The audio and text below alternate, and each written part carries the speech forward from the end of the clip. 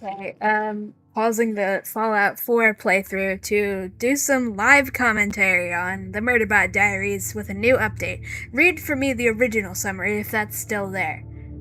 The thing of I'm breaking every single promise I've ever made and just proving the part where I lied to people really blatantly. The original blurb on Goodreads is everyone's favorite lethal sec unit is back in the next installment in Martha Wells' best-selling and award-winning Murderbot Diaries series. Having someone else support your bad decision feels kind of good. Having volunteered to run a rescue mission, Murderbot realizes they will have to spend significant time with a bunch of humans it doesn't know, including human children. This may well call for eye contact. Parentheses. Emotion check. Oh, for end parentheses. That's the original blurb. That was put out several months ago, and that is just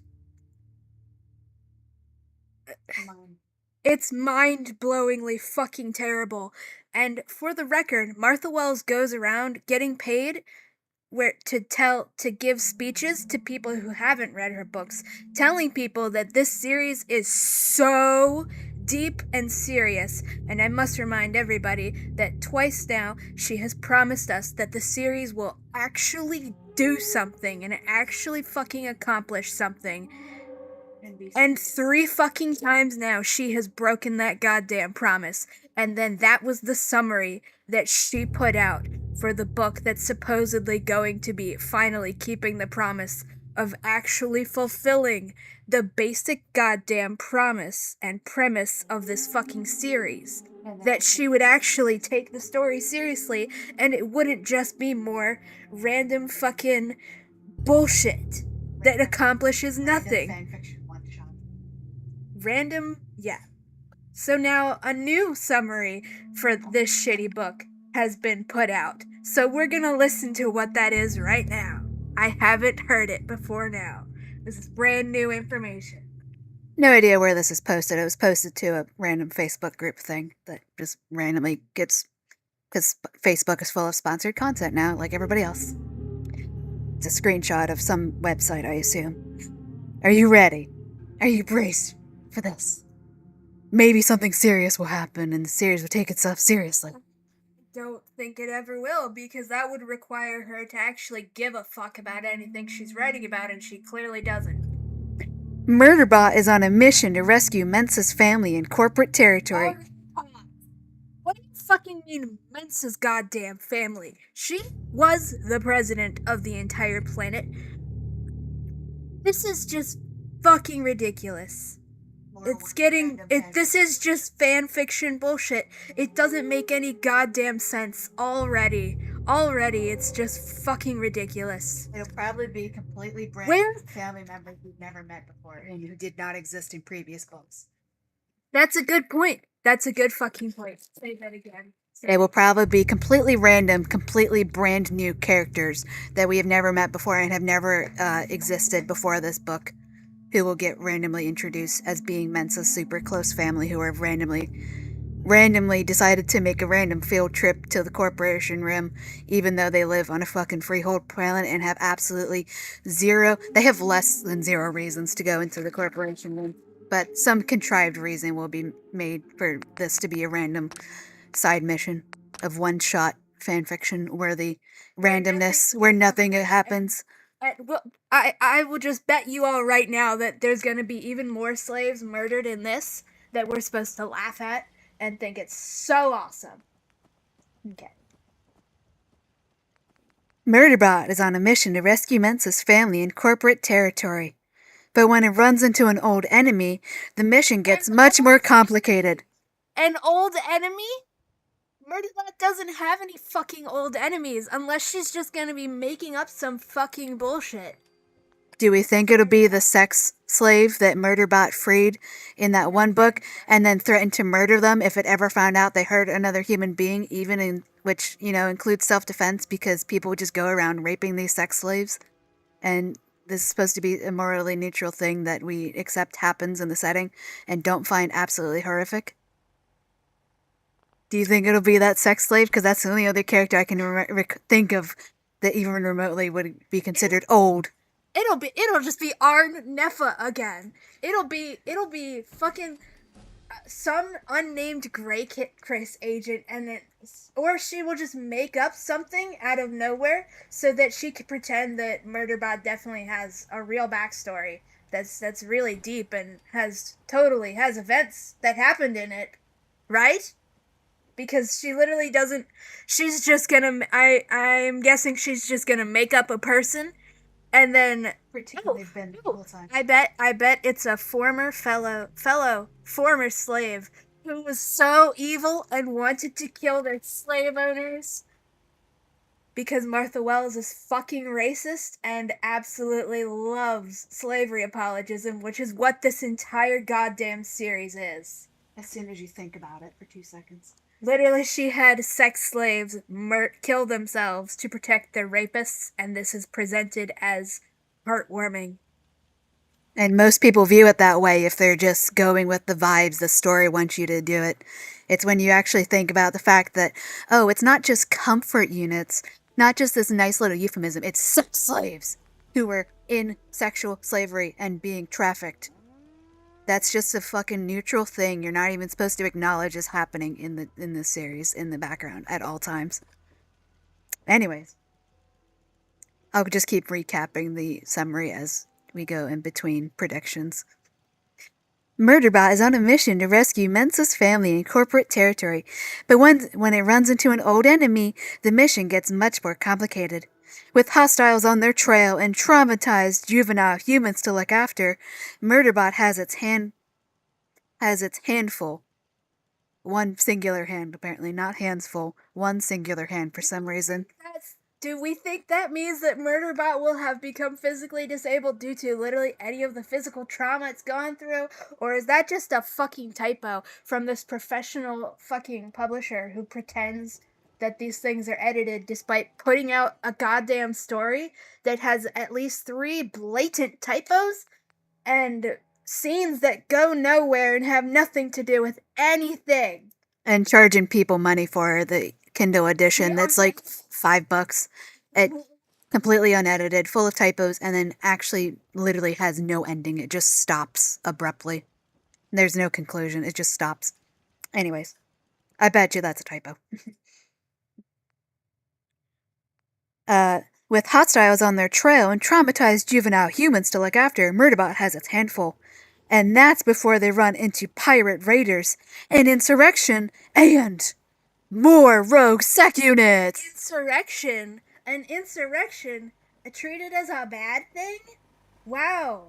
Are we going to continue demonizing those other fucking slaves, or are we going to finally do the goddamn bare minimum of not saying that enslaved people are evil, murderous fucking murder machines? Martha Wells claims that she's fighting back against slavery apologism with this series, but she is literally just reinforcing it over and over and over again for almost a fucking decade now. I think it will be a decade when this comes out. The first one came out in 2017. Okay. So it'd be nice. Literally, it's been almost a fucking decade since this series began when she started all of this slavery apologism. Literally convincing thousands of fucking people that slavery is good and normal and it's actually bad to want to kill slave owners. You know, except for there's tons of people falling for this shit. Except for all the people who came into this series expecting the bare minimum from a goddamn story about slavery that, will fucking help people. And they all have abandoned this shit in absolute disgust for her fucking racism and literal goddamn worship of slavery apologism. She literally wrote the first book so that she could fucking fantasize about being such a nice slave owner that her slaves kill themselves to protect her. That's literally what the plot of book 1 is. slave owners are so nice that their slave wants to kill them itself to protect them. Isn't that so heartwarming and beautiful? Yeah, I have a feeling the rogue sec units being listed after pirate raiders and insurrection, they're probably just going to be either people who are mustache-twirly bad, or they're gonna think at first that, oh, well, maybe it's just propaganda that they're evil, but then we do start to like them, but then we get a big reveal that, oh no, they are indeed mustache-twirly evil.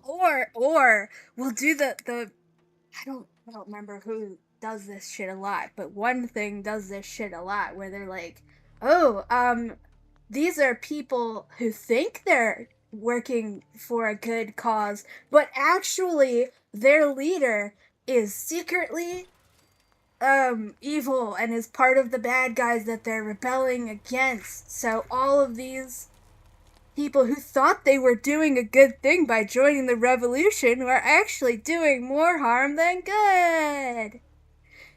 Is that it? I didn't hear what you said. That's it.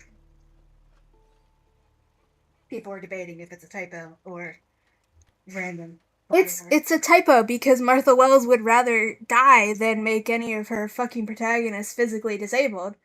That's why Murderbot can inexplicably, illogically, magically heal perfectly from every single injury it has ever received, ever, throughout its entire life and the entire course of the series, despite lip service about how it's totally disposable. Guys, it's totally just like an ancillary. The people who were actually disposable and actually under threat of death if they get a fucking splinter. Anyways, that's Ancillary Justice. Go read Ancillary Justice by Anne Leckie. That's what Martha Wells read, and then fucked up every single goddamn lesson from, and then shout out the Murderbot Diaries as the just pathetic fucking bastardization of literally every single fucking moral lesson Ancillary Justice has. What is this? Why are you giving me this? I have this already. Yeah, people are literally falling off the Murderbot Diaries in droves. We did the math. You can even find my post about the math and we can just read the math out loud. Literally less than half of the people who left even just an actual written review for the first book, less than half went on to read the second. Did you find And that? then even more less than half of that left a review for the third. Look at my post with all the numbers. Because the numbers are fucking damning. And it's hilarious. And it does show you how many people who started reading this series actually have morals and just basic fucking standards for media. Why are you making that face? Boop him. Because this book series, you read the first book and you're thinking, okay, so we are going to, so the protagonist needs to unlearn all this bigotry it has absorbed, right? And it's going to do that, and it's going to actually want to help other people instead of we're gonna have a trilogy that ends in a giant robot slave rebellion, right? Robots getting freedom. Yeah, like this. Literally, everybody reads book one, and they're like, okay, so this is gonna actually involve character development and the protagonist learning to care about other people, right? And then it doesn't. And then you keep reading the goddamn story, and then that keeps not fucking happening, despite more books coming out. And it just keeps not fucking happening. And the story is literally going fucking nowhere. While charging you an arm and a leg. While charging you an arm and a leg for books that aren't even well made. I doubt anybody subscribed for this specific reason, but if you subscribe to our channel because I'm reading the first book on camera, which I will get back to when my computer... I guess I don't technically need my computer. Is your computer dead? Has it given up the ghost? Maybe. Okay, well, anyways, I have that paused because my computer will not turn on. I think it's something wrong with the power cord. Like, correction, I can turn it on, but then I can't move it without it immediately shutting down. So I think it's something wrong with the power cord, because the battery has been dead for years at this point, so it always needs to stay plugged in. Anyways, the reason I stopped posting me reading the Murderbot Diaries and doing live commentary, literally sentence by sentence, so everybody can see all of the slavery apologism baked into literally every goddamn scene. Because my phone records videos at disgustingly, disgusting is the only word for it, disgustingly huge file sizes for no goddamn reason. So if I read that book for 40 minutes or so, it will be a 40 gigabyte video. And no, you didn't, I'm not misspeaking, you're not mishearing, 40 gigabytes. So I was using my computer to transfer the files onto there and then compressing them like crazy so that uploading them to YouTube takes an hour or two instead of the entire fucking day. So I can continue recording those. It will just be so fucking slow to upload them, and I can only do one video at a time because the file size is so large. And yeah. You can go and watch those. I think I got to chapter 6 or so, maybe? I don't remember. Yeah, it's atrocious. People with morals and basic standards for media and basic media analysis skills, critical thinking skills, they read the first book, they see that Murderbot, the protagonist, is a fucking slavery apologist. The stereotype is the fucking Uncle Tom, a black person, because Murderbot is fucking black.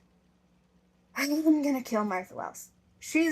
I hate her guts. She's so fucking racist. She's literally the epitome of fucking white supremacy in action.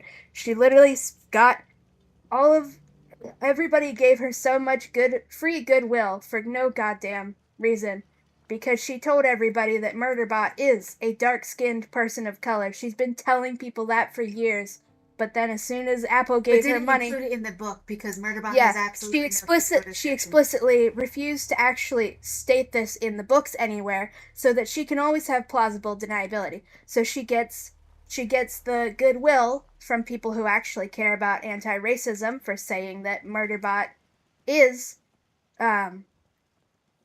not a fucking white person.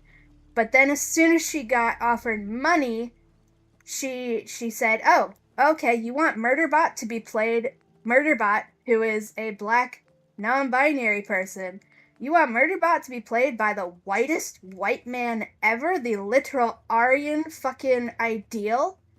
Oh, yeah, that's fine. In fact, that's the most amazing news I've ever heard, and I will scream about this and tell everybody how absolutely overjoyed I am. Where is this power pole?" Yeah, she's fucking racist. What the fuck was I saying before this? Oh, anyways. Yeah, everybody with actual morals who goes into this series, and then is waiting patiently or not so patiently for the character development to come, which should have happened in book 2. If it wasn't going to happen in book 1, it should have happened in book 2. It didn't. Spoiler alert, it didn't. We get a tiny little crumb that makes us think, oh, maybe it will happen later? Maybe it'll happen in the next one. Maybe it'll happen in the next one. And then it didn't. And that time we didn't even get any crumbs.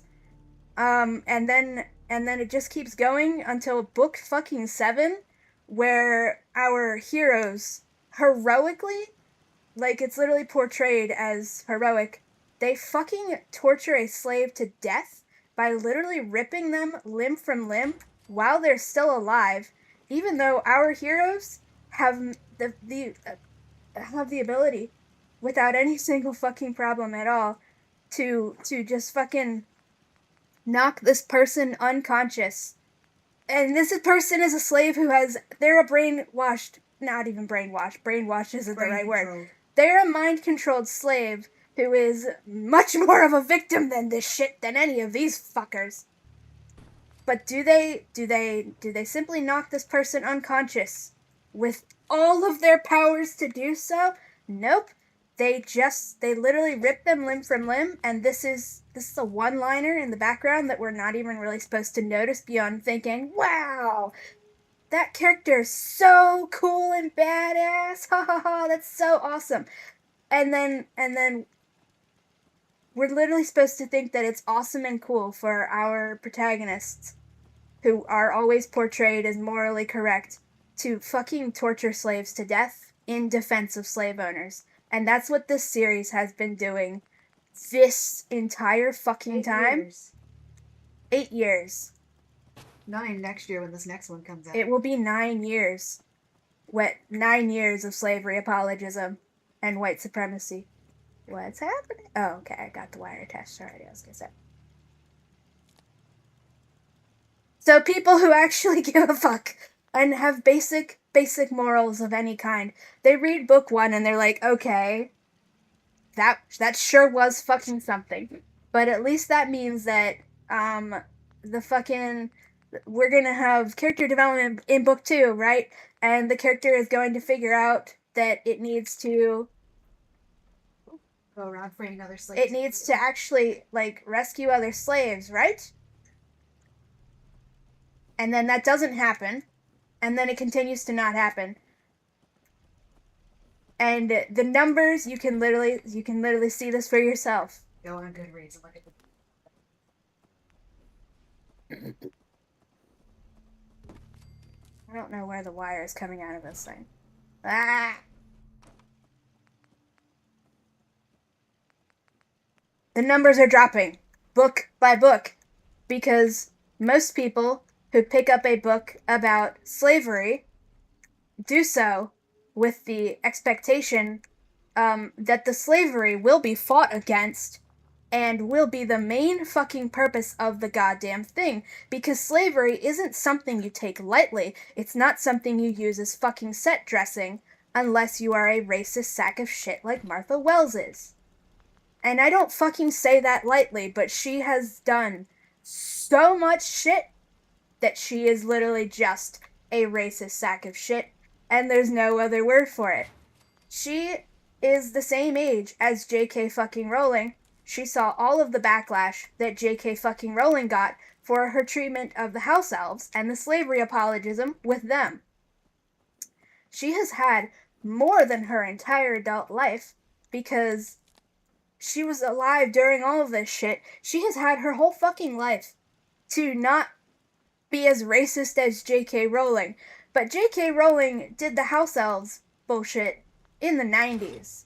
Martha Wells is continuing that shit into 2025, and she never stopped it, because it didn't just start with the Murderbot Diaries. This shit was in the Books of the Raxura, her other long-standing series, as well. And Which I have also it. has the same problem of her just coming up with random one-shot style adventures that make no sense in a longer format for a series. Yeah. She doesn't believe in character development, but instead of just being open about this and making this clear, she literally lies to people, and literally fucking lies to people. I can't stress enough. She lies to people and says, yes, there will be character development in the next book.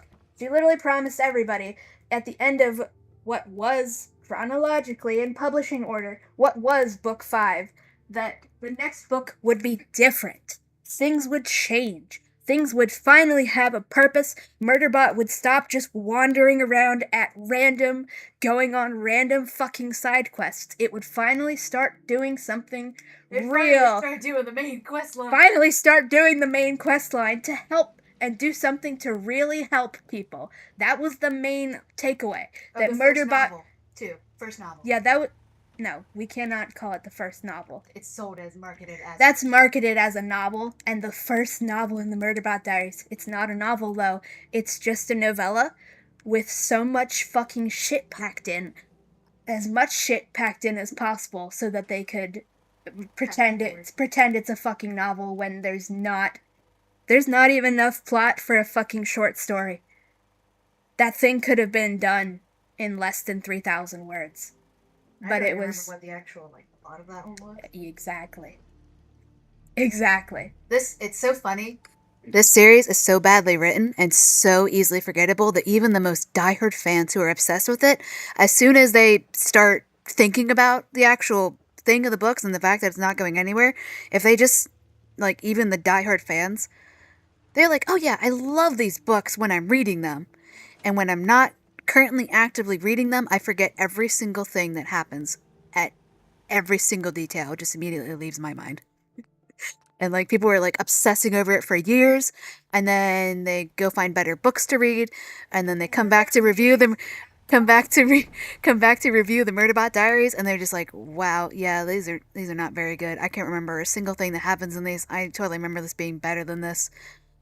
Yeah, no, I have standards now. Literally, there's a fucking trap you fall into if you read too many Martha Wells books at a time, where you start to forget that other things exist and that actual writing and authors who care about what they're writing about exist. So this might be a trap with Tor publishing in general. Now that we know their publishing standards, or rather, lack of standards. Mm-hmm. Yeah, Martha Wells clearly doesn't actually give a fuck about anything she's writing, and you can fucking tell. I was not reading. I was listening to some free thing on LibriVox that's not public. I don't understand how it was on the LibriVox app if it's not public domain. But the author himself recorded his own audiobooks of his books and put them on there for free, and maybe he was paying LibriVox as a donation / put my book on there to advertise. I don't know, but they were free. I don't know. I don't remember what they're called. They were fine until the protagonist decided, I'm gonna be done being angry at my rich, estranged family members that I've never known before now, because, hey, isn't every protagonist just a rich person waiting to find their long lost family, even though she started off really pissed off at them? And I thought they were going to actually be fuck the rich. No, we didn't. We just forgot all that shit. Anyways, there was once a collection of scenes where the protagonist, she lives on a farm. It's like an apocalypse world thingy majiggy. I'm just gonna pause the game. It was something. I think it was either I just forgot the word. What's it called? The person who makes horseshoes. Starts with an F. Farrier? Yes, a farrier. I think it was talking about that or something else regarding horses. I can't remember at the exact moment, but there was just so much thought and care put into the explanations that you can tell the author really fucking cares about this topic and wants us to learn about it with the character, and it was fantastic. And listening to that, I'm like, wow. I've never had a single moment like this in any Martha Wells book or story ever that I have ever read, and I've read almost all of them because I went on her Wikipedia page and I made a list and I tracked every single one of them down. I've never seen a single fucking moment in any Martha Wells story where there's any shred of passion for anything whatsoever. Not even something boring. There's nothing. You cannot see a shred of passion anywhere. There's no topics that she clearly cares about. There's nothing. It's just emptiness. The only thing she cares about is doing slavery apologism, convincing everybody that slavery is totally not that bad and you should be nice to slave owners. It's just a day job. Just all of this bullshit. Also, her love for pedophilia and incest and fucking eugenics and trying to normalize those. And, oh my god, she's so fucking racist. I'll be back.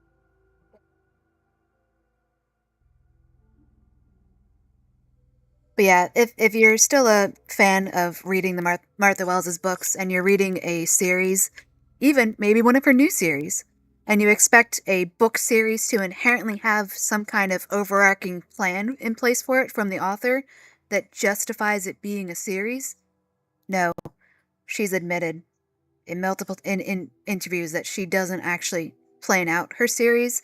She just writes each book as standalone as possible, just in case that's the only one that gets published, which means the books that are literally advertised and sold to people as being standalones manage to cannot physically, literally cannot actually be a standalone novel because it does not have any of the things that require a standalone novel, or that a novel requires to be standing on its own as one complete snapshot of a universe out there that is not going to get explored further. So they have no conclusion. There's not enough world building actually given to the author. She absolutely hates exposition. What is beeping? And she does not plan her novels. That's why when you read Witch King, which was advertised and explicitly sold to people as a standalone novel, which is why most people even bothered to pick it up in the first place at all, it's not a standalone. It's very clearly not a standalone. It reads like, in a very bad way, like it is the 5th or 6th book in an ongoing series that you missed 5 or 6 books worth of exposition, world building, and character building. And guess what? It has a sequel. And guess what? That sequel ends apparently on a very big cliffhanger that's clearly leading into a 3rd book. And would you like to know what the plot of the sequel revolves around? Is it anything that gets established in the 1st book? No. There's a recently rebuilt University of blah blah blah is the main plot quest giver for the random new side quests the characters are going on in this 2nd book in a complete, what was supposed to be a standalone. Do you think that university, do you think a college, do you think the town that this college is built in is mentioned at all in Witch King? Do you think that's built up and established in the events of the 1st book that was meant to be a standalone novel and explicitly sold to people as a complete standalone story, which was not? And it's just a bait and switch. That's the word. Bait and switch. She literally just bait and switches people all the time. That's probably going to be what Platform Decay is. But yeah, Witch King. Literally sold to people as a standalone novel. It being being advertised as an epic high fantasy standalone novel is why most people bothered to read it in the first place. Or tried to. And that's because more and more people are just refusing to buy what is the start of a series until the whole series is out, because exactly this fucking behavior and the refusal to actually keep promises or actually fucking tell a meaningful story, so they don't want to waste their time reading book 1 if the entire rest of the series is going to be a steaming dumpster fire that makes you wish you'd never read it in the first place. So more and more people are waiting until the whole goddamn thing is out just to even make sure the entire rest of the thing will come out. Because like TV shows, apparently a bunch of book series are getting a 1st and 2nd book and then nothing after that, even when the author promises there will be. Not to mention the increasing spate of especially fantasy authors who are not making a series because they have a story idea and theme that they want to explore across multiple books and requires multiple books to paint the full picture, like, the inheritance cycle and things like that. Things that are a series because there's an actual plan and overarching storyline that each novel adds into to complete a whole thing. No. Just like what Martha Wells is doing, there's an increasing number of fantasy authors, especially romantasy authors, who are making novels and then they'll just keep churning out quote-unquote sequels and just keep dragging the story out as long as possible, as long as they've got readership, shelling out full cash, way too much fucking money to them to keep reading. They're just, these stories are never going to end. If these authors know that people are going to keep shelling out money for more books in this series, no matter how long they're being strung along for, they're just going to keep churning out a next one and a next one and a next one and draw it out. There's no overarching story plan. There's no story beats that each novel is hitting. There's no long-term character growth or character development. There's no world building. It's literally just How much longer can I stretch out this plot for? Oh, if I end this on a cliffhanger, more people will read the next one, right? They're bound to read the third one in what's supposed to be a fucking standalone thing. And we all know that's not going to end on 3 books. It's going to keep going to 4. It's going to turn into 5. It's going to turn into 6. And 2 collections of that give you no hint whatsoever where you're supposed to read them when you're reading the whole fucking series, even though some of these fucking things have life-shattering events that should be the entire epitome of the characters' fucking arcs as characters. And they just happen in random asides in random short stories that don't even get mentioned at the beginning of the next mainline novel. That's so badly written. Most of the people who stuck around for the original trilogy and love the original trilogy absolutely hate the guts of the last 2 books. It's hilarious. So yeah, very long tangent. 35 minutes of this.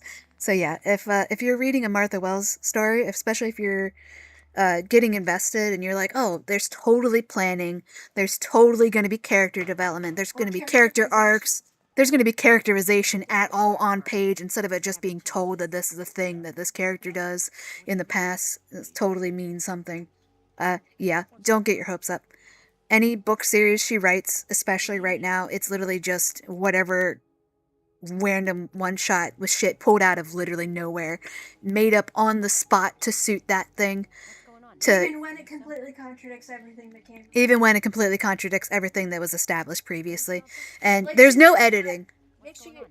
She's just flat out lying to the audience with what the rapport, blah blah blah, the newest short story that was so fucking blatantly edited. There's blatant typos that would have taken less than 5 minutes for anybody to fix, because everybody here is pretending to be professional and claiming that they are professional editors and publishers and authors, and then there's more typos than you would find in a fan fiction posted at 3 a.m.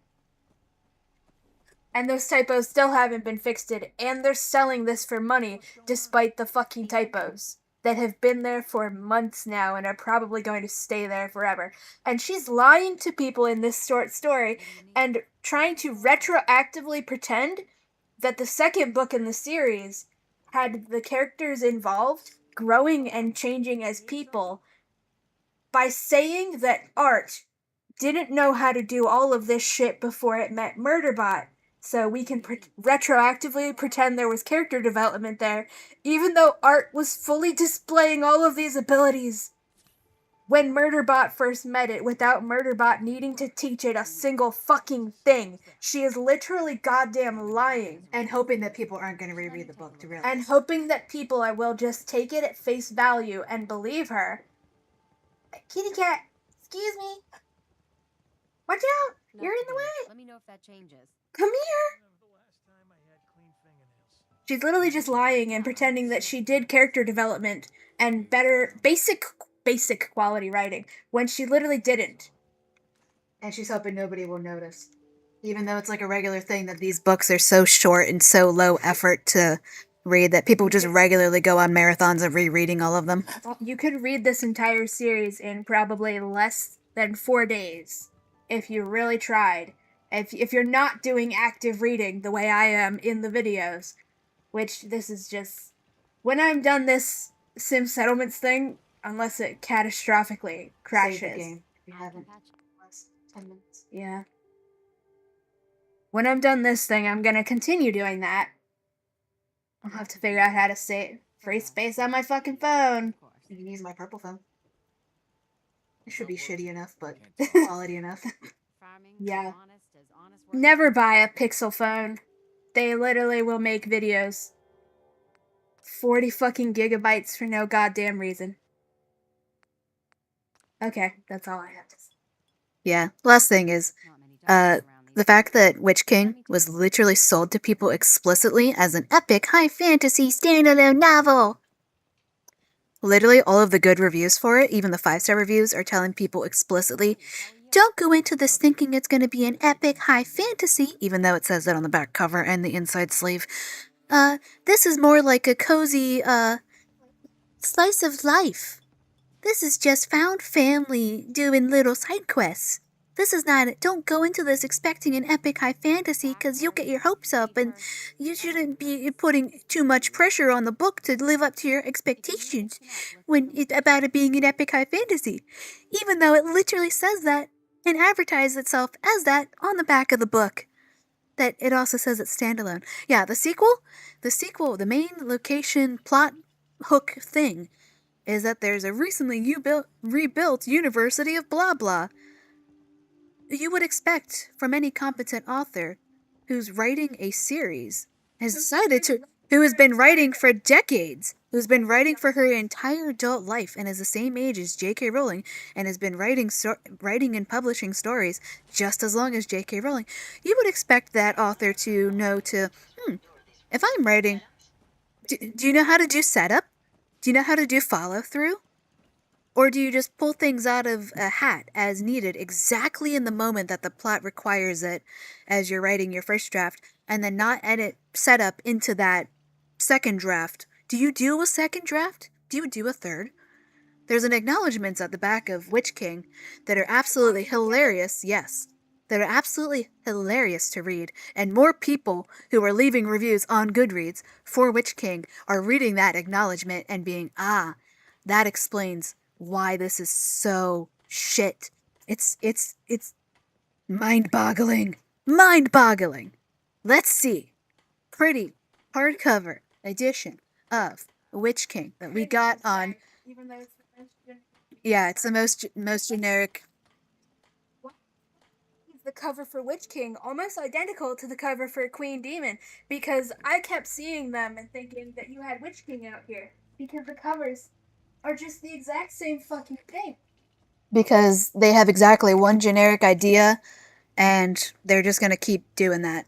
Like He's gonna be upside down in the third one, I bet you. I know that this art is AI generated, but the fact that it's pretty much the same thing in just different poses just makes it seem AI generated. He's got his hood up in that one. In this, he's randomly wearing a veil again. For no reason, even though nobody else in this world wears a veil. Even though he doesn't wear a veil in the first one, and his body that he wakes up in is wearing a veil, and he immediately takes it off because he hates it. So they drew him wearing a veil in on the cover of a second book. He's in the exact same random outfit. This outfit is never described as him wearing it. He doesn't wear it. It doesn't exist. It's when I'm done this. Yeah. But, the main plot thingamagaffin, plot hook in the second book is that some rebuilt university is giving them a quest. Does that university exist in Witch King? No. Does the name of the town of the recently rebuilt university exist in Witch King? No. Is it mentioned that a university, college, or school got sacked and destroyed by the evil exposition? Because, exposition is evil. No, I'm proud of how bad she is at writing, that she literally named her villains expositors. Because she hates exposition. Because she can't write exposition and she refuses to, because she treats original fiction like it's fucking fan fiction and thinks that this is clever instead of just showing everybody how pathetically fucking bad at writing she is. If you can't do exposition, you can't write for fucking shit. Yeah. There was a Humble Bundle deal. It may or may not still be up. I would not be shocked if it goes on sale again. There was a deal on Humble Bundle that you could get all the Murderbot Diaries books, except for, the short story that they charged people money for on the Kindle, even though it's completely unedited and is not in any way, shape, or form a short story. They tried to advertise it as a novelette. It is not. It is literally worse than people's published fanfiction covering the same concept, because those fanfictions understand character arcs, character development, setup, emotional impact, and actually have conclusions to them. She just posted an unedited, unfinished, random fucking snippet from another longer book. That's literally what it reads as, and it's not in any way that you could be considered a cool or good idea. So, anyways, yeah, the Humble Bundle deal was for like $16 or $18. You could get all the Murderbot Diaries ebooks, You could get Witch King. You could get the Emily Adventures, which is her hilariously bad. She didn't edit the racism out. And then the whatever random old ancient 1990s fantasy book she had that are most people's favorite story from her, and then they don't like any of her other books because they all suck. But yeah, for $18 you can get a whole all these ebooks and donate to charity and stuff. So we got that. Yeah, by donating 90% of the thing to charity, thanks to Humble Bundle. And yeah, so I was able to use. There's a slider thingy on Humble Bundle when you go to purchase stuff that you can make sure charity's actually getting a decent cut of the sale instead of Humble Bundle and or the company taking all of it. So that the charity got 90% of it. Sure. Got it. Company of Tor got 0, which is what they fucking deserve. But yeah, through Humble Bundle, we have an official ebook thingy of Witch King now that I can use find word thing on my Kindle, and it takes for fucking ever because my Kindle is ancient. But that university's name, the town it could be set in, any mention of a college, university, school, any kind of freaking synonym for a college or university that you can possibly think of, none of it exists in Witch King. This university that plays a central plot point, supposedly, in the second book, literally got pulled out of thin air to make it be a plot point in the second book, instead of actually planning this clearly planned from the start multi-book series that she advertised explicitly as a standalone and allowed it to be advertised explicitly as a standalone to trick people into reading a series. Literally, any professional author would have actually included setup for potential future books, while still actually making it standalone with actual skills that actual professional authors should have in making fucking conclusions and tight standalone novels. Did she do that? No. So, as her usual thing is, and you'll notice this a lot, anytime she needs a new plot point or a new drama, new plot, she just pulls stuff out of her ass. She pulls stuff out of a hat, and then it just exists from that point onward. Usually doesn't even exist beyond that single exact point. So in her fantasy series where there's magic spells, which includes Witch King, characters will just conveniently pull exactly what the plot requires, or some really convoluted thing the plot requires, out of their asses as a random magical spell that did not exist before this moment, had 0 setup, and usually does not exist beyond this moment either, because it gets immediately forgotten from existence as soon as it's no longer required to make the plot work. Like, this is basic editing shit. You can do this in your first drafts, have a character whip a fucking MacGuffin out of their pocket that they totally picked up in the last pit stop they took at that crowded spaceport 2 chapters ago, and then in your second draft you have to actually edit in a scene where they pick up this goddamn fucking magic MacGuffin at the crowded spaceport in 2 chapters before it makes its fucking grand debut. This is basic editing and writing shit that you do as a professional. You don't even have to be a professional writer. You can do this as a fan fiction writer. Literally, fan fiction writers. Yeah. She will literally just pull random ass tragic backstory shit out of literally thin air, exactly in the moment that she decided it was going to happen in the book. Like in the Books of the Raxura. Say what it is, because she's literally. In Books of the Raxura, we randomly get a fucking thing out of nowhere from the main male character, about probably 75% into the book, that his tragic backstory is that he, a man, was raped by another man from the evil racist caricature Earth. Yeah, the evil black gay flying orcs who are every racist and homophobic stereotype you can imagine under the sun, of them being predatory rapists who are not only out to rape your pure noble women, white supremacist women, they're also rape your men. And yeah, they're the only gay characters and remotely queer-ish characters in the entire book up until the third book, where she randomly inserted the fact that the main male character and his quote-unquote best friend, who he is not actually friends with, we're supposed to believe they're friends, but he does not give a shit about him and treats him like shit, and actively treats him like shit and does not give a fuck about him and does not have any actual emotional connection to him at all.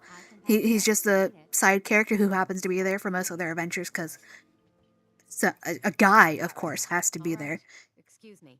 Yeah, the Fell, the evil, stereotypical, every single racist stereotype you can think of under the sun, were the only gay, canonically, male-loving men characters in the entire fucking ridiculously huge, every single fucking civilization's pulled out of a hat for the exact moment it's needed. In the entire 3-book series, until she randomly dropped a line in the beginning of the 3rd book, which was supposed to be the last book, that the main male character is definitely sleeping with his best friend as a casual sleeping arrangement when he's not sleeping with his wife and stuff. And it's just like, okay, this literally comes out of literally nowhere. These characters have no feelings for each other as frickin' friends, despite them being hammered in and told to us, you know, she does not know how to show, she just tells you everything. Literally, if you're a fan of Martha Wells and you're randomly watching this specific Fallout video to see this commentary, yeah, if you're somehow still listening on this Fallout-ish themed video, if you're a Martha Wells fan and you think all of the things we're saying is bullshit, go pick up your favorite Martha Wells book and start reading it from the first page with active reading. You can even read it out loud to yourself if that helps. If you need an example of active reading, just search our thing for my videos where I am, that's not the right outfit, where I'm actively reading All Systems Red. Look at that to get an example of what active reading is. Active reading means you don't turn your fucking brain off. You think about every single goddamn word in every fucking sentence. Instead of looking at just, oh, this character's doing that, and the environment's responding this way. No, you're actually looking at this as something that a real human person made every single decision that you see on this page to make things go the way they go. And then you question, okay, if this means this in this universe, what are the implications of that if we strip away the euphemisms? If we actually look at this metaphor for slavery and oppression in actual real-world terms, and we take away all these cutesy little sci-fi euphemisms that make you downplay and make it humorous what's happening in the book. What's actually happening on the page when you actually think about it? What are the implications? If this happens this way, why is it treated this way?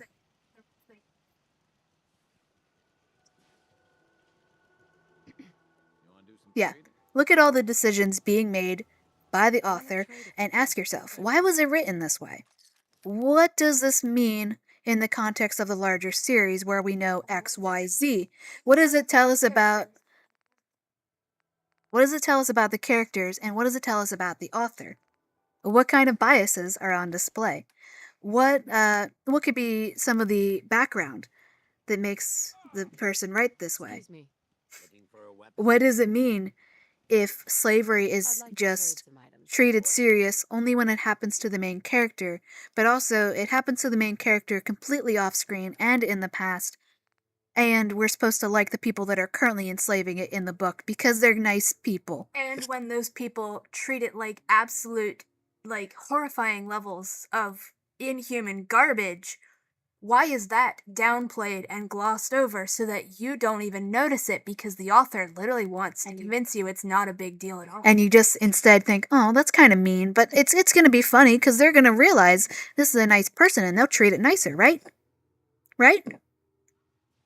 These people totally don't know that constructs exist and that robots are people. They totally don't know that. They're totally just naive little people in the corporation room for the first time in their lives who've never met a robot. Totally. Now, take that established fact in book 1 and look what happens in the later series where we find out how these people have actually lived their whole lives up until that first point. Completely surrounded by robots that they know are people and they treat better and they also still have them enslaved, and they still treat them, quote unquote, nicer than they treat their totally didn't know you were a person slave in the first book that they went out of their way to own and rent, when they literally, legitimately have no reason to be on that planet in the first place. What's so important to preservation Ox, to preservation, what's their actual planetary area called? Is it just preservation? What is so important to the Preservation Alliance that they had to go all the way into the Corporation Rim, rent out a literal chattel slave, and do a random little cutesy survey on this random planet, Star Trek, generic Star Trek style, for an alien discount shitty knockoff alien fanfiction, alien franchise fanfiction. Yeah, if you're a fan of the Murderbot Diaries and you think it's totally well written, ask yourself, why was preservation on that planet doing a survey? What exactly justified it that they went all multiple planetary systems, which takes a shit ton of time and energy to traverse in space, including wormholes that never get any explanation or world building? What was so valuable to them that they were willing and able to set aside every single one of their moral scruples and go out of their way to rent a slave and become slave owners to do a survey? There's no lighter, less harmful version of being a slave owner. If you rent out a slave, you're a fucking slave owner now. There's no good or less evil way to be a fucking slave owner. If you rent out a slave, you're a fucking slave owner.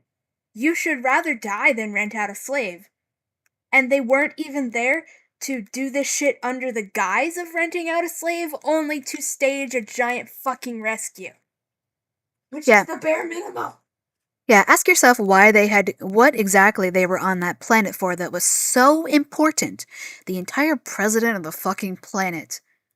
The fucking president of the planet. Can you imagine Trump going on a goddamn fucking survey? This is the equivalent of Donald Trump going fucking Trump going to fucking Jurassic Park before it's Jurassic Park just to check around the island to do a little mineral survey. What minerals are they looking for? Who knows? What are they looking for? Who knows? This world is literally, in the first book, is crawling, literally teeming with completely xenobiological alien life. Is any of that treated as earth-shattering, huge ass, giant, groundbreaking discoveries for science? Or even just there to argue for conservation? Because they're called preservation? So you think maybe they're like conservationists, but no, they're not. They're not. Yeah, ask yourself what they were there for that was so important. The entire fucking president of the entire fucking planet had to personally go and become a slave owner to do a survey here. What were they there for? What was so important that it justified them enslaving somebody? They didn't even enslave, willingly take on Murderbot as a slave, no matter how much they politely protested and lodged protests to the company.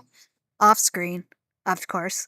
Yeah, it doesn't matter if you argue, I don't want to take a slave. If you still take a slave, congrats, you're still a slave owner. What was so important that they willingly became slave owners to go to this planet for? What was it?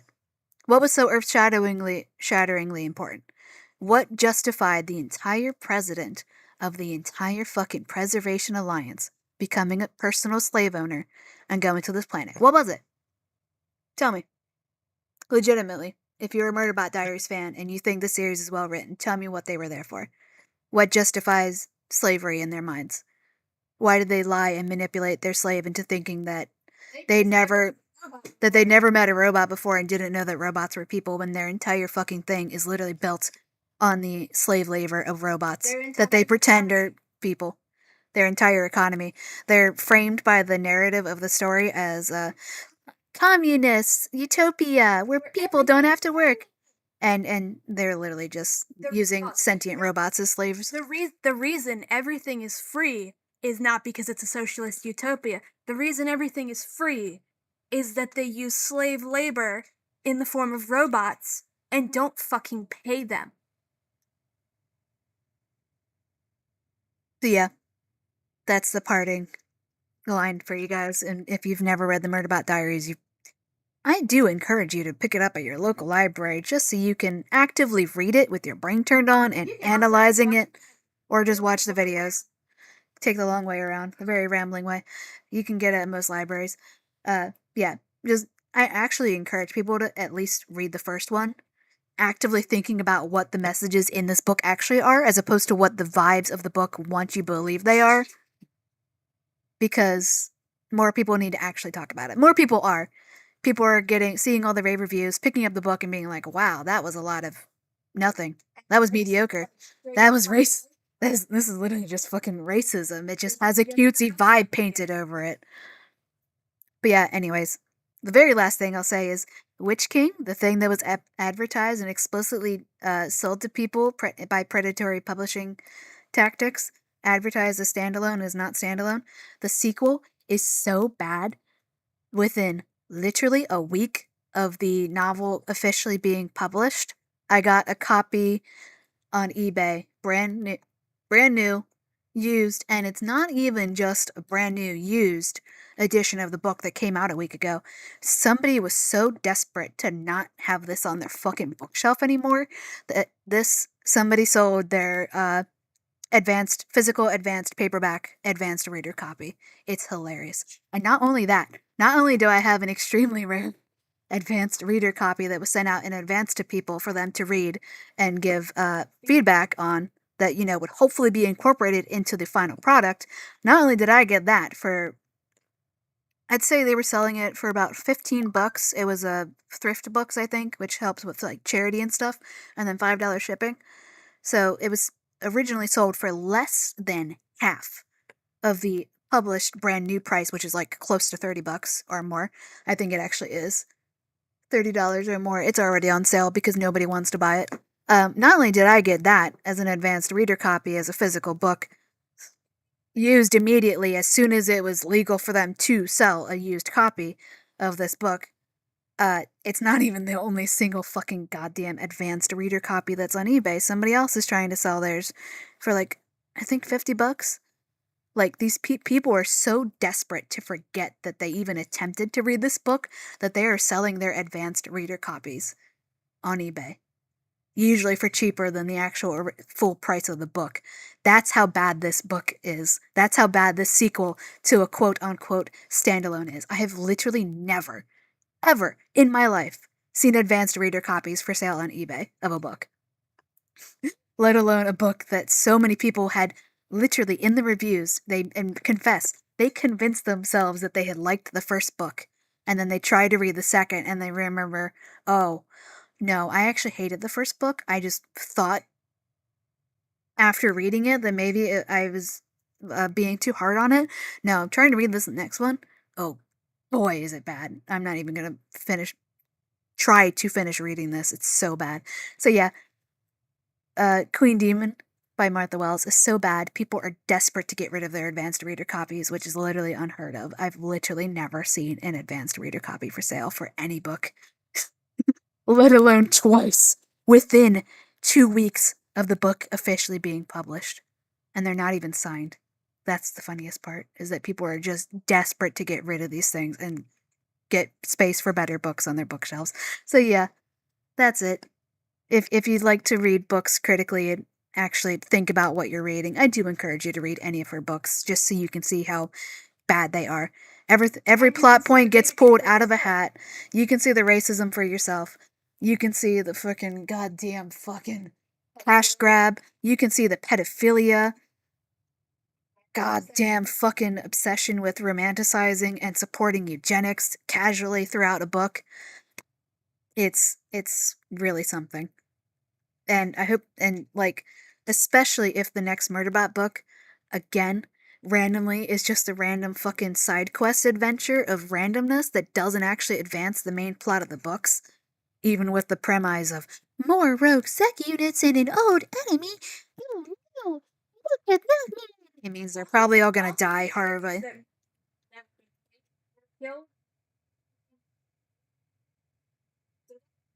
Old enemy is just going to be somebody that she just makes up on the spot, and we're gonna all be expected to pretend that this was totally a thing the whole time. Or it'll be the exactly one sex slave that the main character freed from slavery in the second book, and not because it actually cared about freeing a person from sexual slavery, it's because it felt bad about some sex slaves that existed in its tragic, completely off screen backstory who killed themselves to save their slave owning rapists who owned them as sex slaves. And this. And Martha Wells wants you to view this as, yes, a whole bunch of sex slaves who were forced to do all this, killed themselves to protect their rapist slave owners. And Martha Wells wants you to view these actions, a white woman from Texas, wants you to view these sex slaves killing themselves to protect their rapists and save their rapists, who are also their slave owners. She wants you to view this as the height of romance, nobility. It is so noble. It is so tragic and beautiful what they did. And you shouldn't think too deeply about the fact that these guys are sex slaves who killed themselves to save their sex slave owners, their rapists. Literally, the theme of the Murderbot Diaries is that the only good slave is a slave who is willing and happy to kill themselves to protect their precious slave owners.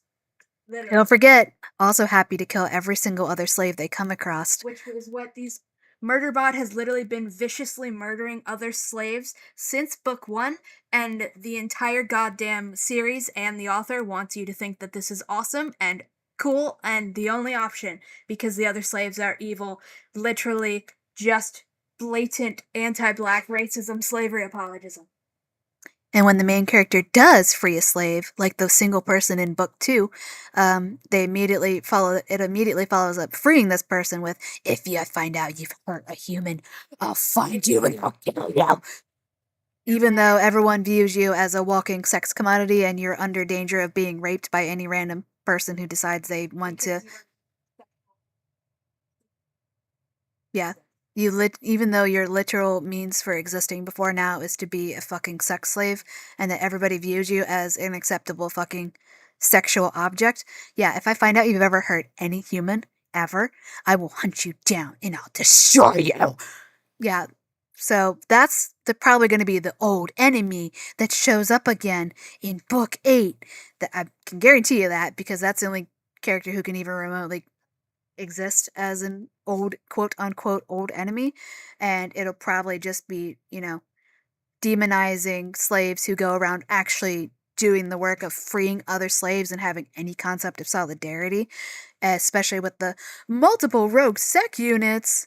Yeah, in the 5th book, we did finally free another slave. Oh my god, it's only been, 5 books and I think 6 or 7 years at that point of novels with a character who has a fucking email pretty much that they can just send to any slave they come in contact with to instantly free them from slavery. Does it do that? No. We finally freed another slave in the 5th book. Are we going to treat him like a person? Are they going to be a cool new character in the 7th book? What? In the 6th book? No, because the 6th book is randomly set in the past and has absolutely fuck all to do with the main plot and doesn't do anything. Wait a minute! Book 5 was when she promised everybody that things would finally stop being Random nothing. Side quests. Yeah. She literally promised that things would finally change and get serious, and then she lied. Yeah. Do you think that slave that we freed in the 5th book will be a character in the 6th book? No. 6th book is literally just randomly set in the past at some unspecified point and is literally existing just as a cash grab to get people to read it and trick people into reading a random another side adventure after being promised the main plot would finally move forward. And then, what about the 7th book? Totally going to be a character there, right? Be a main character, play a point in the main plot. No, they get shoved off screen and completely and utterly retconned. So we're literally doing that whole, there's an old mental illness that slave owners came up with. Drapetomania. that is literally just slaves, a mental illness that was ascribed to black people who were owned as slaves who did not want to be slaves. And we randomly retcon this freed slave who doesn't even get the dignity of having a name. Their name is Three because they're referred to as Three because we're doing Star Trek generic bullshit that doesn't even make sense in this case, because at least in Star Trek, the Borg refer to their groups of hive mind consciousnesses as blank of blank, and that's why 7 of 9 from Voyager, yeah, that's why there's a character named 7 of 9 in Star Trek Voyager, because she was part of the Borg. She was brainwashed into being part of the Borg and got separated from the rest of the Borg, and then over time unlearned the whole Borg forced hive mind conditioning thing that she'd been in since she was a kid, and actually became a person in her own right and learned how to be free and all this shit and all these things. And that's why she's named 7 of 9. Does the slave person in the Murderbot Diaries get the dignity of a name or choosing a name for themselves? No. They're just called Three because there was a group of 3 sec units that it was in. And it in the 5th book, it says it had friends. It was friends with those other sec units, and they cared about each other. Yeah, 7th book comes in immediately and says, no. I'm too lazy. I'm almost done this anyways. The 7th book immediately comes in and says, no, actually, we're not doing anything with that character. We don't trust that character. I don't care what my threat assessment says. If Art, our fucking overpowered, ridiculous author's pet character, wasn't here to watch and guard my humans, I would not leave 3 alone with them. My slave owners, for the record. If I say my owners, I worship the ground that my slave owners walk on. Yeah, I would not leave this freed slave anywhere with my beloved slave owners, because we can't trust it to not just go on a killing rampage and decide that all humans are to blame for its fellow slave.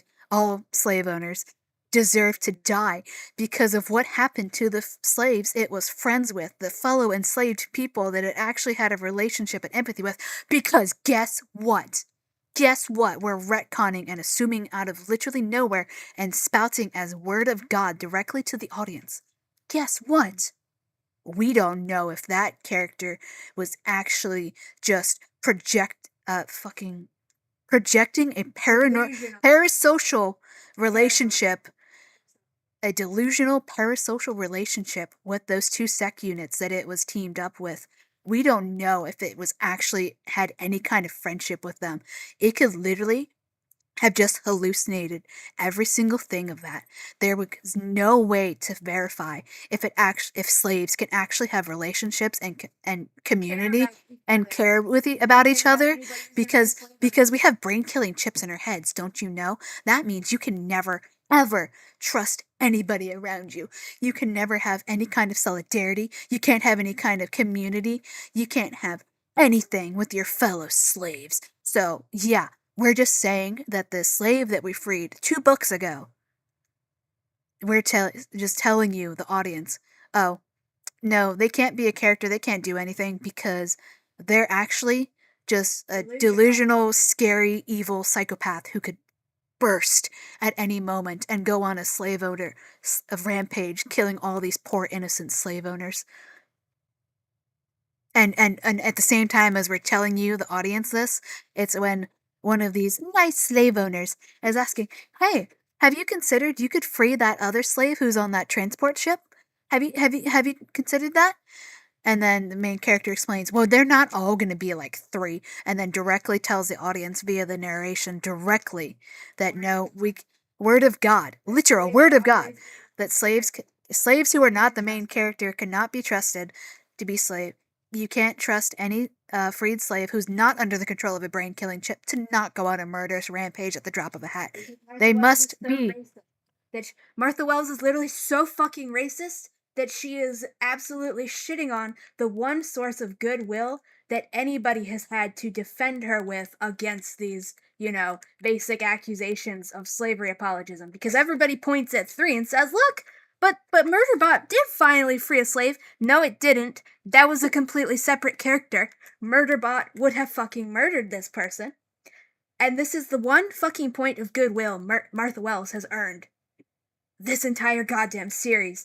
And she's now going back on it to say, actually, no, Word for word slavery apologism from the fucking goddamn abolitionist era. Legitimately. literally. He refers to slavery as the main character who was a previous slave refers to slavery as a day job. Still a slave. We're not supposed to acknowledge that it's a slave.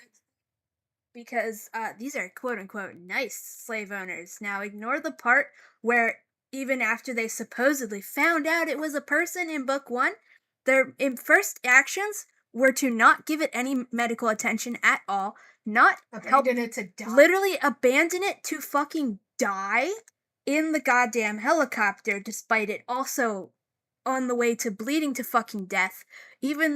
And then, after making it walk all the way back to its goddamn cell by itself, under its own power while it's actively bleeding to death, it's unconscious for 8 hours straight, and, having been in the course of bleeding to death, bled all over the floor, including the blood of their friend whose life it fucking almost died saving. So it was unconscious for 8 hours. It wakes up. What does it have to do? It has to clean its own fucking blood off the floor because all of these fucking slave owners literally decided, yeah, that slave just saved all of our lives and just risked itself and literally almost died, saving our friend's life. Lost 20% of its body mass. Which is the equivalent to losing a limb and then some. It's Martha Wells is shit at writing, so we don't get a single description of what Murderbot's injuries actually are, but it's implied it got at least partially fucking eviscerated. If you don't know what that means you got your guts slashed out. Murderbot literally was unconscious for 8 hours straight because it almost fucking died, saving these shitheads' fucking lives, and this is supposedly when they realize it's a person, and then they start treating it better, according to all of the slavery apologists in the fandom. Including Martha Wells herself, because that's explicitly what she wants your takeaway to be here. But then instead of doing anything to actually help it and show that they are now caring about it and treating it like a person, they literally force it to have to clean up its own goddamn blood. Because none of these motherfuckers could be asked to. And I've worked retail my whole life, so I'm treating this with the rules of retail. Mensa is the leader of the team. She's the store fucking manager. She's the one in charge of blood spills. Of anybody that was there, Mensa, at the very least, as the team leader, should have been in charge of cleaning up that blood spill, because that's how it works in retail. And she was there to be the only one to check on. She literally walked into the room, saw all the blood everywhere, and decided, yeah, that's the slave's problem. I don't need to do anything about that. That can be the slave's problem when it wakes up. They literally, and we're supposed to pretend that they're treating Murderbot like a person and treating it so respectfully. And then this happens, and then the story doesn't want you to notice that this happened at all. Martha Wells doesn't want you to remember that that's a thing. She doesn't want you to remember that this is an incident or think about the order of these events in any fucking way. She literally wants you to just say, yeah, they're just such good people. They're so nice. They're pure cinnamon rolls. And then we're literally not supposed to notice that they fucking did this to Murderbot. They literally had their slave, who is a fucking meat shield. That's what Murderbot is. It's enslaved to be a fucking meat shield. They had Murderbot act as their goddamn meat shield. And then they fucking left it to clean up its own goddamn blood, even though it was unconscious for 8 hours straight, and they had those entire 8 fucking hours to go in there in like 10 minutes or less. Especially if they'd all teamed up to do it with proper PPE. To just clean up the fucking blood so that the slave who has fucking traumatized itself and almost died saving their worthless fucking lives doesn't have to do it when it wakes up, but It's medically induced coma. literally medically induced coma to prevent it from literally fucking dying. But they don't do that. They don't fucking care. They are horrible people, textually horrible fucking people, but the author, Martha Wells, thinks that this behavior is totally normal and fine and morally neutral and not even worth commenting upon. You're not supposed to realize how fucking horrifying this is. You're not supposed to fucking care. Could you put some steps, the little shack steps, on the edge of one of those and then attach a floor to the top of those steps to raise it up a tiny bit? Slightly, but that wouldn't solve the problem. Although I don't have to actually be. I just realized I did save before I did this before on purpose. I realized I don't need these special ones except for on the edge, so I can attach walls. Yeah. Yeah. This happens. There's so much evil shit that the Preservation Aux team do in just book 1 alone, and I'm not even done it yet. I'm on like chapter 6. There's so much patently fucking evil shit they do that is just treated as par for the course, totally normal, completely morally neutral, not something to be concerned about in any way. And this is what Martha Wells does every single fucking time. Every single fucking time. She will show you something that belongs in a goddamn dystopia, and then the takeaway is supposed to be, that's totally normal. That's cool. That's totally We should fine. embrace that. It's fucking disgusting. She has no goddamn morals. She, like, also, She's not ready to for be- the great to be- characters either. They're to all be just- fucking,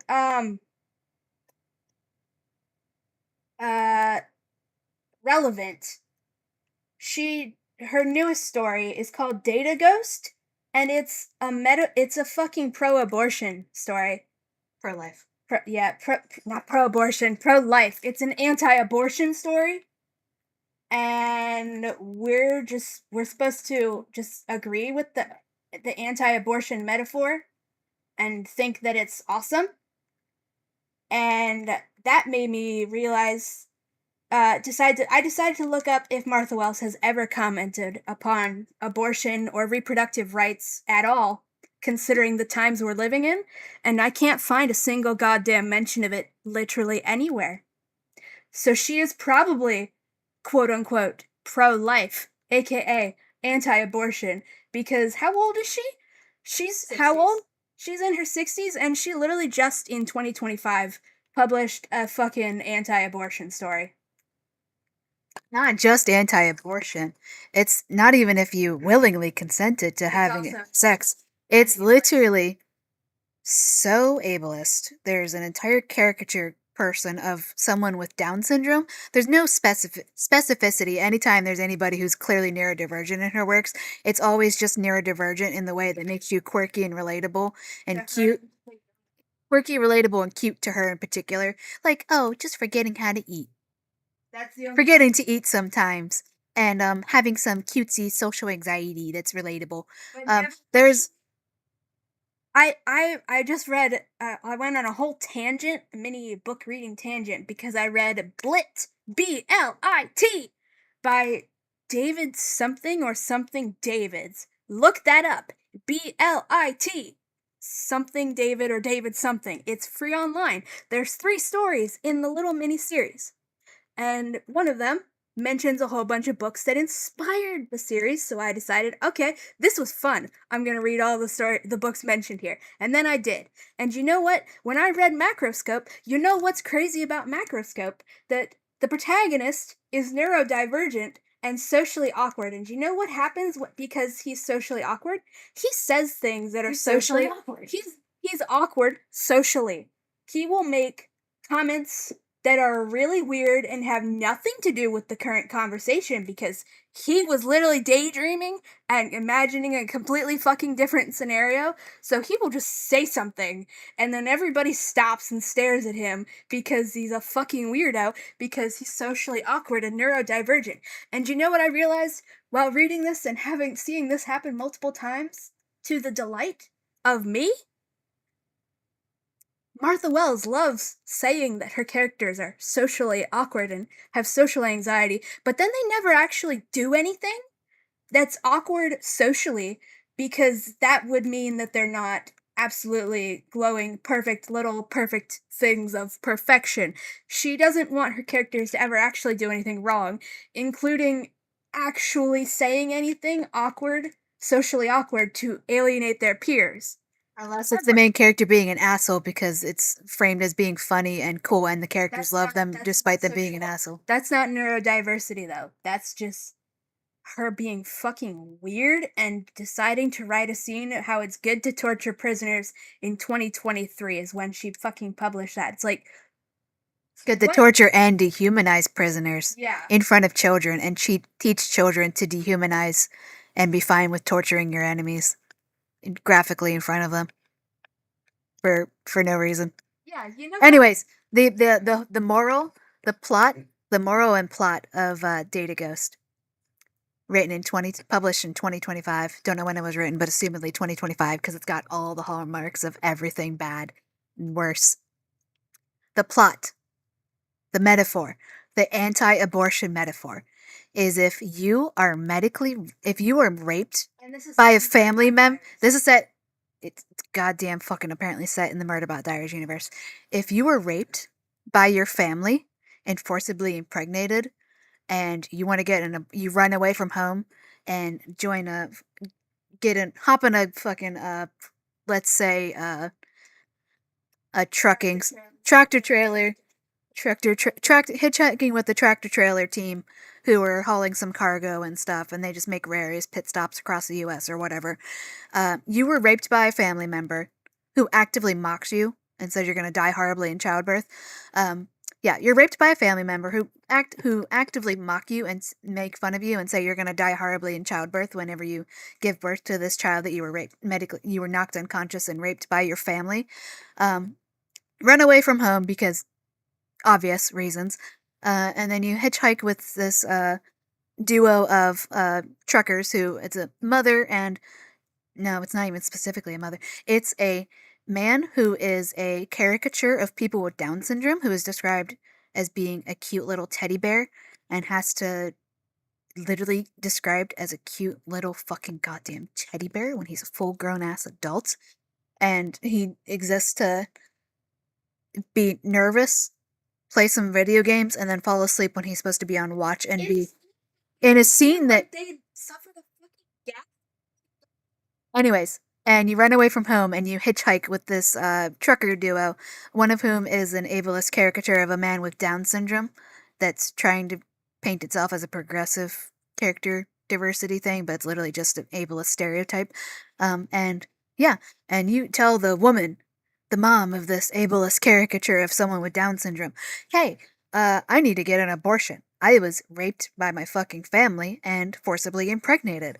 I need to get an abortion. Can we, at the next town next town you stop at, can we go to an abortion clinic, please? And then this woman, this motherly instinct woman is like, oh, honey, you're so lucky that you have this child. Some of us would kill to be able to have a child. Don't you know that? Sees the main character's expression. Oh, well, of course I'm not talking about you, honey. I mean, yeah, if you really want to get an abortion, you shouldn't get it at this next stop. This isn't a good enough town for that. You should wait. Just wait. Whenever we get to this really big city, about, a few weeks time, when we get to that really good big city, then we'll go to if you're still thinking about it, we'll think about going to an abortion clinic weeks and weeks later, whenever we get to this big old city. You don't want to do it here. You don't want to just go to any random little fucking goddamn city that has fucking abortion clinics. You don't know what kind of quality they got. You should wait, and we'll think about it. We will think about it. We'll think about it in weeks that I'm convincing you and pretty much holding you prisoner because you can't leave without me unless you want to literally be in the middle of nowhere with no money to your name. And it's a spaceship. You can't even leave. In the sci-fi story, it's a spaceship. It's not a truck. She can't just walk away. She literally cannot leave these fuckers. She's signed on as crew. And motherly instinct woman who we're supposed to like. For some reason we're supposed to like after she says these horrific things to the character after giving her a medical exam with the scanner. It's just like, well, you should just wait. You don't need to get an abortion now. Don't be so hasty. You shouldn't trust these small town clinics that have abortions available. You should wait until we get to a nice big proper city and we'll think about it.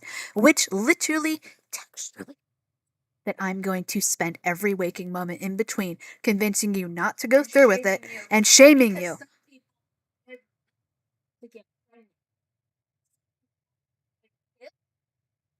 I would love to be pregnant right now, but some of us just aren't as lucky as you. You should count your blessings that you're pregnant. I don't care how it got there, although I will wave my hands and say, "Oh, I'm not trying to pressure you, but you should wait." Yeah, I'm literally in a complete position of authority over you, both as your boss and your only transportation, and you literally cannot leave. In space, you can't hitchhike across. You can't just casually jump out of a spaceship unless you're at a dock, and even then, yeah. That and the more the metaphor is you can't abort that baby that you were raped by your family into being impregnated with. What if the kid is nice? What if that fetus that was forcibly implanted in you when you were raped by your family? What if, while it's in you, what if it brings some use to your life? What if you gain a telepathic fucking connection with this fetus you were forcibly implanted with, and you have to apologize for being mean to it? Huh? Because it wants to take over your entire body. It's not even just, quote unquote, just a normal forced pregnancy. The pregnancy is It's a xenomorph. Wait, no, xenomorphs burst out of you. It's a yerk. It's explicitly designed to take over your brain and control you and turn you into a slave for your family's fucking empire. Commercial empire. Literally. It's literally in their fucking head to control them and rewire their fucking brain. Yep. And this is an anti-abortion metaphor that this author published in 2025. Because you're supposed to think this is all perfectly fine, morally neutral, cool. So tragic and sad at the beginning, but it's all worth it in the end because the character decides to keep that, well, this brain chip happened to save the day in some extremely convoluted, contrived manner that makes literally no sense and happened entirely off screen. She couldn't even come up with an ending properly. So everything had to happen off screen. There's no conclusion. We had like 5 random paragraphs out of order to make it seem more dramatic and like we're skipping time and flashing forward and back. So she literally just put some paragraphs out of order in an effort to increase suspense, and then just the story stopped. And the metaphor is that if you're raped by your family and forcibly impregnated, you shouldn't get an abortion. What if you like the kid? What if that kid has some kind of material value to you? What if they're useful and you feel bad that you didn't want them? What then? What then? You should not terminate any pregnancy because think of the little poor baby, huh? And that's you'll regret that abortion.